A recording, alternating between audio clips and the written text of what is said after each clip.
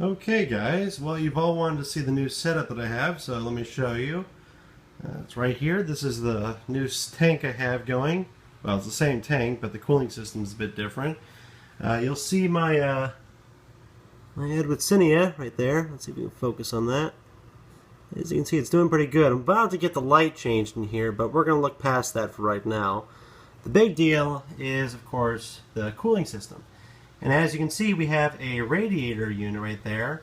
That's 360 millimeters by 120 millimeters. And it's hooked up to these three 120 millimeter fans, which these three fans, as you can see, are connected up here to this little unit.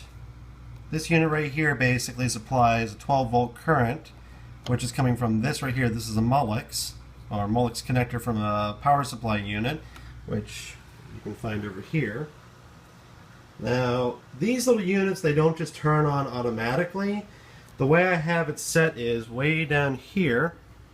We have this little connector here. This is just a temporary fixing I have right here, but it's just an everyday, ordinary paper clip. And all it's doing is connecting the green cable right here and the black cable right next to my thumb. So by doing that, it bridges the connection and turns the whole system on. But yeah, like I said, you can find these in computers everywhere. Another part of the electricity right here is actually going from here over to this pump unit right here. And this is what you can find in computer liquid cooling systems. This was about 70 some odd bucks. You know, you can really vary in price on these greatly. I mean, I know some people who could probably build one of these out of 30 bucks, but you know, for me, I wanted to go a few bucks further. But you'll notice a ton of hoses and such going in between here. Now, it's actually not that complicated for the most part. The way this really works here is that this unit over here is simply pumping fluid over to this radiator unit. Well, actually, that's not a radiator unit. That's a aquarium chiller.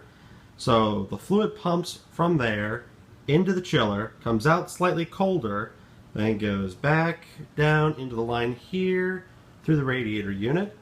The radiator unit disperses the cold air through the tank, and in turn it also pulls the warm air through the back, taking the warm air out, going to the pump, and then back over to the chiller unit, making it cooler and cooler each time. And this unit right here can get the fluid down to about 39 degrees. I've done some measurements already. I've shown you online. I'm going to do a few more tests as far as the humidity over time as well, but this is trying to give you a basic overlay of what I have here. And actually right over here in the back we have a humidifier unit. So in case you were all wondering what that is, that simply pumps air from there and it goes down into here and gives humidity throughout the tank. I know it's not pretty right now, but I'm actually getting ready to overhaul this real soon. There's a Warden case I found online and I'll be changing that out real quickly. But for now, this is a basic overview of the system here. And it's pretty simple for the most part. The way it really turns on and off is simply by this unit right here. This is light sensitive. I'm not sure if you can really see this that well. But it will actually change by the day and night. So if I cover this up, it'll think it's nighttime. If I turn it off, it thinks it's daytime.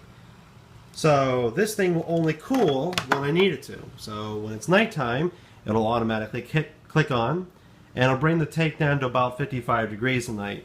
After that's over, it'll naturally heat back up from the lights back up to around 77 degrees during the daytime.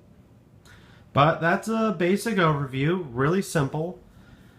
And that's pretty much it. If you have any questions tonight, please feel free to ask me. Thanks, guys.